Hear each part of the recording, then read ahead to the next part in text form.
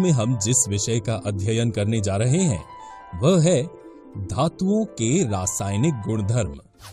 धातु अलग अलग रासायनिक गुण दिखाते हैं। चलिए शुरू करते हैं और एक एक करके उनका अध्ययन करते हैं। धातुओं का पहला रासायनिक गुणधर्म जिस पर हम चर्चा करने जा रहे हैं वह है धातुओं का वायु में दहन करने से क्या होता है। जब धातुओं को वायु में दहन किया जाता है तो वे वायु से ऑक्सीजन के साथ मिलकर संगत धातु के ऑक्साइड बनाते हैं। ये धातु ऑक्साइड क्षारकीय बेसिक होते हैं और इसलिए वे लाल लिटमस को नीला कर देंगे। ऑक्सीजन के साथ अभिक्रिया की प्रबलता धातुओं की रासायनिक अभिक्रियाशीलता पर निर्भर करती है। अत्यधिक अभिक्रियाशील धातु सामान्य ताप पर अभिक्रिया करते हैं। कम अभिक्रियाशील धातु गर्म करने पर प्रतिक्रिया करेंगे, जबकि अन्य धातु अत्यंत अधिक ताप पर अभिक्रिया करते हैं। उदाहरण के लिए एक सोडियम सामान्य ताप पर ऑक्सीजन के साथ अभिक्रिया करके सोडियम ऑक्साइड Na2O जो क्षारकीय है का निर्माण करता है। 2 पोटेशियम धातु क्षारकीय ऑक्साइड पोटेशियम ऑक्साइड K2O उत्पादित करने के लिए सामान्य ताप पर वायु के ऑक्सीजन के साथ अभिक्रिया करता है। इन धातुओं के बारे में एक दिलचस्प तथ्य यह भी है, पोटेशियम और सोडियम इतने अभिक्रियाशील हैं कि वे सामान्य ताप पर भी वायु में मौजूद ऑक्सीजन के साथ तेजी से अभिक्रिया करते हैं। ये खुले में रखने पर आग पकड़ लेते हैं, इसलिए इन्हें सुरक्षित रखने तथा आकस्मिक आग को रोकने के लिए केरोसिन तेल में डुबोकर रखा जाता है। इन अभिक्रियाओं में उत्पादित धातु ऑक्साइड ज्यादातर जल में अघुलनशील होते हैं, लेकिन धातु के कुछ ऑक्साइड जल में घुल जाते हैं और उन्हें क्षार के रूप में जाना जाता है। जैसे सोडियम ऑक्साइड जल में घुलनशील है और जल में घुलकर सोडियम हाइड्रोक्साइड उत्पादित करता है जो एक क्षार है। मैग्नीशियम धातु सामान्य ताप पर ऑक्सीजन के साथ अभिक्रिया नहीं करता है, लेकिन गर्म करने पर वह वायु में तीव्र ऊष्मा एवं प्रकाश के साथ जलकर एक क्षारकीय ऑक्साइड उत्पादित करता है, जिसे मैग्नीशियम ऑक्साइड कहा जाता है। मैग्नीशियम ऑक्साइड एक श्वेत चूर्ण है। चूंकि इसे अभिक्रिया के लिए गर्मी की आवश्यकता होती है, इसलिए ये सोडियम और पोटेशियम की तुलना में कम अभिक्रियाशील है। उत्पादित हो रहा मैग्नीशियम ऑक्साइड पानी में घुलनशील है और इसका विलयन क्षारकीय है। जब एल्यूमीनियम को वायु में गर्म किया जाता है तो यह एल्यूमीनियम ऑक्साइड उत्पादित करता है। हम जानते हैं कि धातु ऑक्साइड की प्रकृति क्षारकीय होती है, लेकिन एल्यूमीनियम ऑक्साइड, जिंक ऑक्साइड जैसे कुछ धातु ऑक्साइड अम्लीय तथा क्षारकीय दोनों प्रकार के व्यवहार प्रदर्शित करते हैं। ऐसे धातु ऑक्साइड अम्ल तथा क्षारक दोनों से अभिक्रिया करके लवण तथा जल प्रदान करते हैं।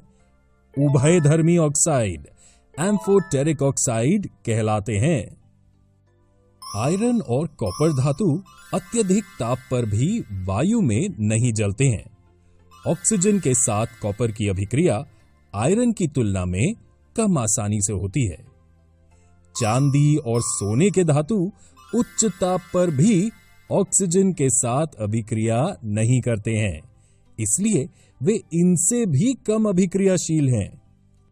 अगला दूसरा रासायनिक गुणधर्म जिसका हम अध्ययन करने वाले हैं वह है जल के साथ धातुओं की अभिक्रिया। जल के साथ अभिक्रिया करके धातु हाइड्रोजन गैस तथा धातु ऑक्साइड उत्पन्न करते हैं। जो धातु ऑक्साइड जल में घुलनशील हैं, जल में घुलकर धातु हाइड्रोक्साइड प्रदान करते हैं, लेकिन सभी धातु जल के साथ अभिक्रिया नहीं करते। जो धातु जल के साथ अभिक्रिया करते हैं उसके अभिक्रिया की तीव्रता उस धातु की अभिक्रियाशीलता पर निर्भर करती है।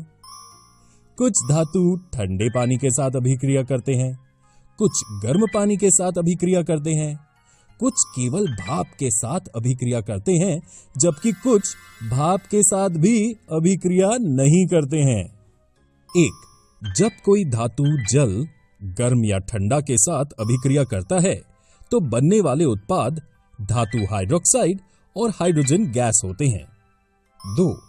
जब कोई धातु भाप के साथ अभिक्रिया करता है तो उत्पाद धातु ऑक्साइड और हाइड्रोजन गैस होते हैं। पोटेशियम एवं सोडियम जैसे धातु ठंडे जल के साथ तेजी से अभिक्रिया करते हैं। सोडियम एवं पोटेशियम की अभिक्रिया इतनी तेज तथा ऊष्माक्षेपी होती है कि इससे उत्सर्जित हाइड्रोजन तत्काल प्रज्वलित हो जाते हैं। जल के साथ कैल्शियम की अभिक्रिया थोड़ी धीमी होती है। यहां उत्सर्जित ऊष्मा हाइड्रोजन को प्रज्वलित होने के लिए पर्याप्त नहीं होती है। मैग्नीशियम शीतल जल के साथ अभिक्रिया नहीं करता है, परंतु गर्म जल के साथ अभिक्रिया करके वह मैग्नीशियम हाइड्रोक्साइड एवं हाइड्रोजन गैस उत्पन्न करता है। एल्यूमीनियम, आयरन तथा जिंक जैसे धातु न तो शीतल जल के साथ और न ही गर्म जल के साथ अभिक्रिया करते हैं, लेकिन भाप के साथ अभिक्रिया करके ये धातु ऑक्साइड तथा हाइड्रोजन प्रदान करते हैं। भाप के साथ उनकी अभिक्रिया की प्रबलता के आधार पर हम उनकी अभिक्रियाशीलता के घटते क्रम में मैग्नीशियम, एल्यूमीनियम, जिंक और आयरन धातुओं को इस तरह से व्यवस्थित कर सकते हैं। अगला गुणधर्म जिसका हम अध्ययन करने वाले हैं वह है तनु अम्लों के साथ धातुओं की अभिक्रिया। धातु अम्ल के साथ अभिक्रिया करके संगत लवण तथा हाइड्रोजन गैस प्रदान करते हैं, लेकिन क्या सभी धातु इसी तरह अभिक्रिया करते हैं? आइए देखें। धातु आमतौर पर तनु अम्लों से हाइड्रोजन को विस्थापित करते हैं। केवल कम अभिक्रियाशील धातु जैसे कॉपर, चांदी, सोना तनु अम्लों से हाइड्रोजन को विस्थापित नहीं करते हैं। सभी धातु तनु अम्लों के साथ अभिक्रिया नहीं करते हैं। तनु अम्ल के साथ धातु की अभिक्रिया की प्रबलता उसकी रासायनिक अभिक्रियाशीलता पर निर्भर करती है। धातु क्लोराइड और हाइड्रोजन गैस उत्पादित करने के लिए धातु हाइड्रोक्लोरिक अम्ल के साथ अभिक्रिया करते हैं। सोडियम क्लोराइड और हाइड्रोजन बनाने के लिए सोडियम हाइड्रोक्लोरिक अम्ल के साथ अत्यधिक तेजी से अभिक्रिया करता है। इस अभिक्रिया से पता चलता है कि सोडियम अत्यधिक अभिक्रियाशील है। मैग्नीशियम क्लोराइड और हाइड्रोजन गैस बनाने के लिए हाइड्रोक्लोरिक अम्ल के साथ मैग्नीशियम भी काफी तेजी से अभिक्रिया करता है।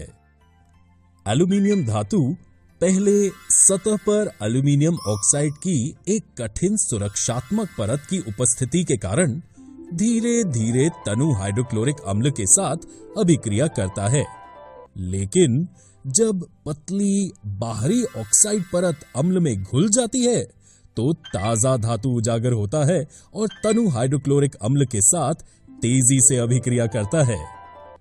जिंक क्लोराइड और हाइड्रोजन गैस देने के लिए जिंक भी तनु हाइड्रोक्लोरिक अम्ल के साथ अभिक्रिया करता है, लेकिन एल्यूमीनियम की अभिक्रिया की तुलना में कम तेजी से होती है। आयरन शीतल हाइड्रोक्लोरिक अम्ल के साथ अभिक्रिया करके आयरन क्लोराइड एवं हाइड्रोजन गैस उत्पादित करता है। कॉपर धातु तनु हाइड्रोक्लोरिक अम्ल या सल्फ्यूरिक अम्ल के साथ अभिक्रिया नहीं करता है। यह दर्शाता है कि कॉपर सबसे कम अभिक्रियाशील है। इससे हम ये निष्कर्ष निकाल सकते हैं कि अभिक्रियाशीलता इस क्रम में घटती है। इस वीडियो में हमने धातुओं के रासायनिक गुणधर्म केमिकल प्रॉपर्टीज ऑफ मेटल्स का अध्ययन किया। अगले वीडियो में हम अधातुओं के रासायनिक गुणधर्मों chemical properties of non metals का अध्ययन करेंगे।